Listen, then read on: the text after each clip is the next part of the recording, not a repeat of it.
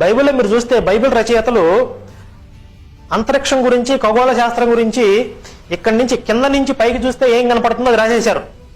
అంటే ఇప్పుడు ఎగ్జాంపుల్కి పైకి చూశారు, నక్షత్రాలు చిన్నగా కూర్చంత మినుకు మినుకు అంటూ ఉన్నాయి. ఆ నక్షత్రాలు భూమి మీద రాలితే బాగుంటుంది, అంజూరపు చెట్టు కాయలు రాయినట్లుగా నక్షత్రాలు భూమి మీద రాలుతాయి ప్రళయకాలంలో అని చెప్పి రాసేశారు.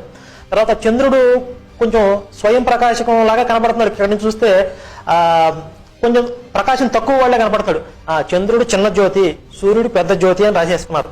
ఆ తర్వాత మేఘం ఇక్కడి నుంచి పైకి చూస్తే చాలా గట్టిగా ఒక బల్లకట్టులాగా, ఒక చెక్క బల్లలాగా కనపడింది. ఓహో, దాని మీద 10 మంది కూర్చొని ట్రావెల్ చేయొచ్చు, ఆ మేఘం మీద వేసి ఎక్కువ వస్తాడు అని చెప్పి రాసేసుకున్నారు.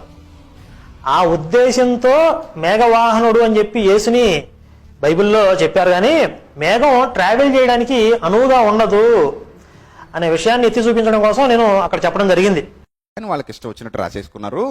ఆకాశంలో నక్షత్రాలు చిన్నగా ఉన్నాయి కాబట్టి అవి భూమి మీద రాలిపోతాయని రాసేసుకున్నారు అని ఏదో చెప్పేశారు. మనసుకు వచ్చింది, నోటుకు వచ్చింది రాసేశారు. వీళ్ళు అజ్ఞానులు వీళ్ళు అని చెప్పారు. అవునండి, అజ్ఞానుల మూలనే ఆకాశంలో సూర్యుడు అదొక అగ్నిగోళం అని తెలిసాక అదొక మనిషి భూమి మీదకి వచ్చి మనుషులతో పాటు సంభోగిస్తాడు, పిల్లల్ని కంటాడు, కాపురం చేస్తాడు, కుటుంబం ఉంటది. మేమే రాసేసుకున్నాం. మరి ఇక చంద్రుడి గురించి కూడా రాసుకుంటూ, చంద్రుడు దేవతల గురువైన బృహస్పతి భార్య తారను లేపుకెళ్ళిపోతాడు. అలా తారను లేపుకెళ్ళిపోయిన తర్వాత వాళ్ళిద్దరికి ఓ బిడ్డ పుడుద్ది. ఆ బిడ్డ పుడితే ఈ చంద్రుడు బృహస్పతి ఆ బిడ్డ నాదంటే నాదని కొట్టుకు చేస్తారు. ఆ తగువేమో బ్రహ్మదేవుడి దగ్గరికి వెళ్తుంది. బ్రహ్మదేవుడు తగు తీర్చడానికి వచ్చి సృష్టికర్త పిల్లలను సృష్టించేవాడు.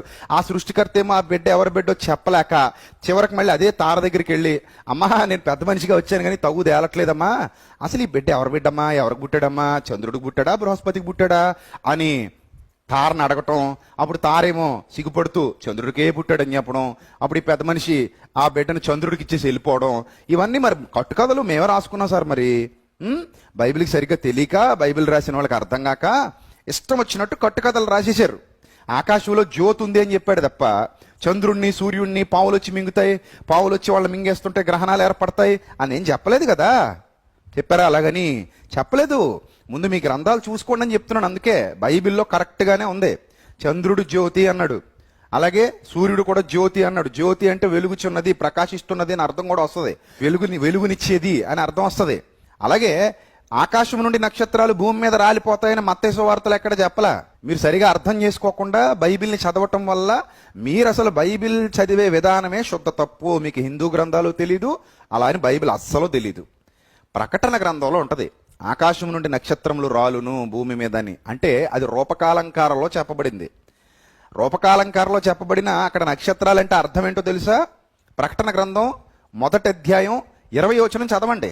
ఆ నక్షత్రాలు ఏంటో మీకు అర్థం అవుతుంది. ఆ నక్షత్రాలు 7 సంఘాలకు దూతలు అన్నాడు. దానియేలు గ్రంథం 12వ అధ్యాయంలో కూడా ఎవరైతే బుద్ధిమంతులు అనేకులు నీతి మార్గంలోకి నడిపిస్తారో ఆకాశమందు నక్షత్రాలు జ్యోతులు అంటాడు. కాబట్టి భావాలు తెలీదు, భాష తెలీదు, ఏదో మాట్లాడేస్తారు. వీళ్ళట భూమి మీద నుండి పైకి చూసారట కట్టుకథలు రాసేసుకున్నారట. మీరు మాత్రం గొప్ప గొప్ప గ్రంథాలు రాసేశారు.